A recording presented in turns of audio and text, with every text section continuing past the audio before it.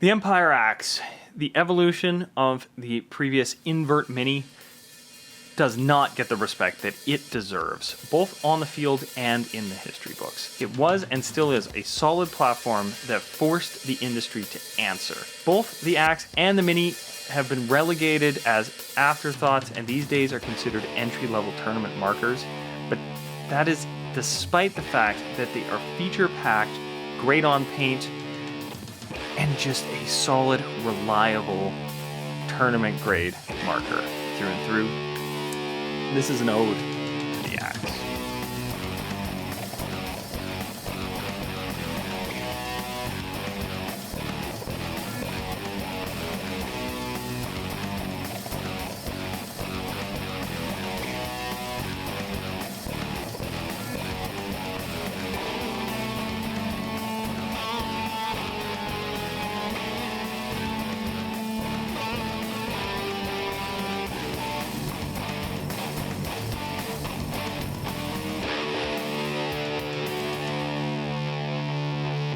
Now, as mentioned, the Axe is the follow-up to the Invert Mini.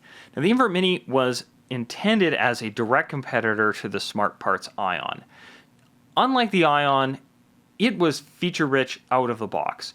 We had bolt out the back, bolt removal, we had tournament modes actually in it instead of semi-auto only.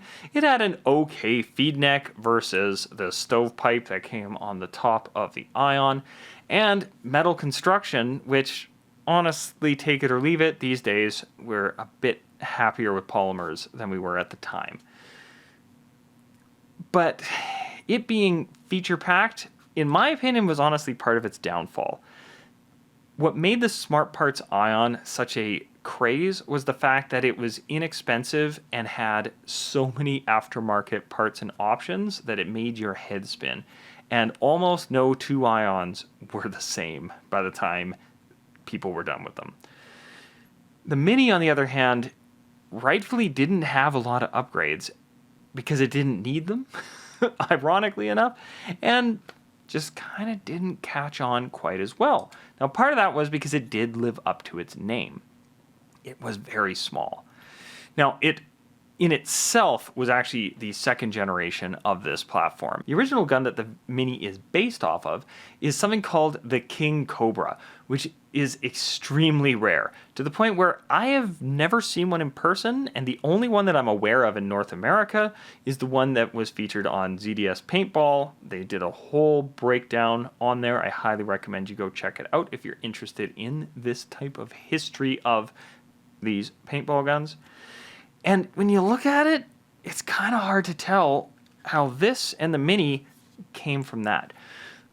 But if you look hard enough, it starts to show. They moved the regulator to the bottom of the ASA, essentially getting rid of one part, because now the regulator takes the ASA's place, as well as allowing the air-through grip that was unheard of at a marker in the price point of the Invert Mini.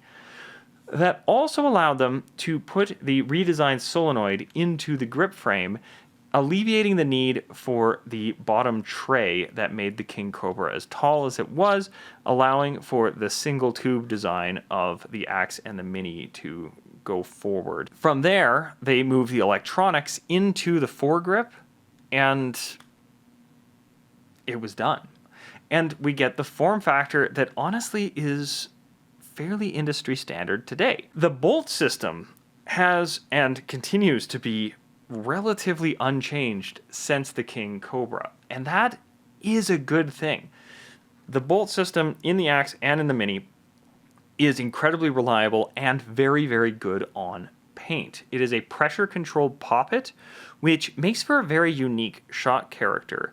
Despite being nearly 200 psi, the shot quality on these is very close to that of a spool, while still being very responsive given its poppet nature. On top of that, the bolt cycles in a two-stage forward motion, where the first stage, the bolt moves forward at a fairly slow pace and then ramps up speed before firing the ball. This makes for very, very nice paint handling, because at the time that it contacts the next ball that is in the stack, it is moving at a slower pace than it will at its fruition, shall we say. This also is amplified by using a soft tip bolt on the front of the whole assembly.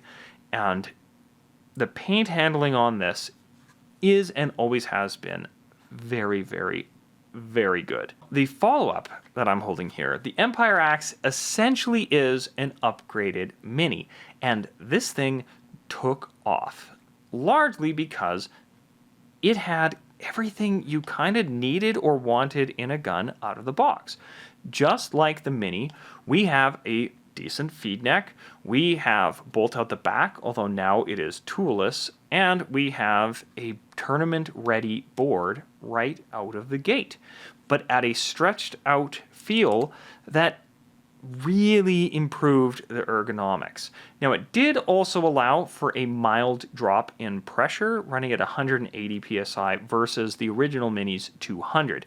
You can run these at 200, but I personally prefer the shot feel when you move it down to that 180 mark. That sounds high by today's standards, but I highly recommend largely disregarding PSI as a way of determining if a paintball gun is of a certain quality or not.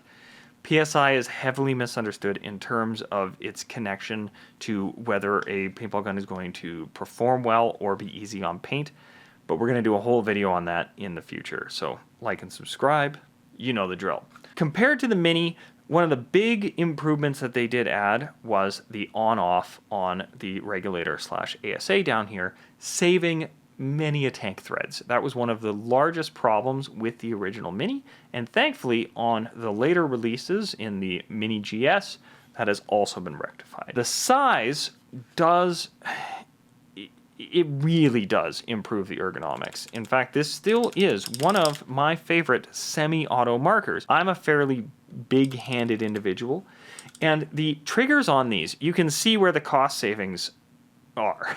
Instead of hiding the magnets, they essentially just drilled a hole and glued one in there and put the opposing magnet just hanging off the back of the trigger, but it works. This is a joy to shoot for semi-auto play. They did add the toolless bolt removal compared to that of the Invert Mini, and ironically enough, this was the reason that the Axe almost didn't get made. Simon Stevens, the designer of these, passed this tidbit along, and it is both sad and hilarious. One of the testers who had the Empire Axe in its beta removed the bolt while it was aired up, and it flew across the room. That's bad. And the higher-ups at Empire had intended to essentially pull the plug on this project, and Simon Stevens went home on his own time and figured out a piston internally so that when this is aired up, it locks this in place and you cannot remove the bolt assembly. Thankfully, despite their initial pushbacks about putting this thing out, Empire put a surprising amount of support behind the Empire Axe when it did hit the market. They handed this to their pro teams to use on the pro field. Their sponsored teams loved these things because they simply worked. In a world of $1,500 Luxes and DMs, the Axe truly was performance for dollar that was unmatched. Even Mike from TechPB, who famously did not like Simon Stevens, gave the Axe his seal of approval. He hoped he could trash talk it, but in the end, it just worked. What do I think about the Axe? I really like the Axe. I was actually just blown away by the Axe from using it both on the woods ball, out there on the woods, and also out there on the X-ball field. Now, the Axe was so successful, it eventually became a bit of a cliche.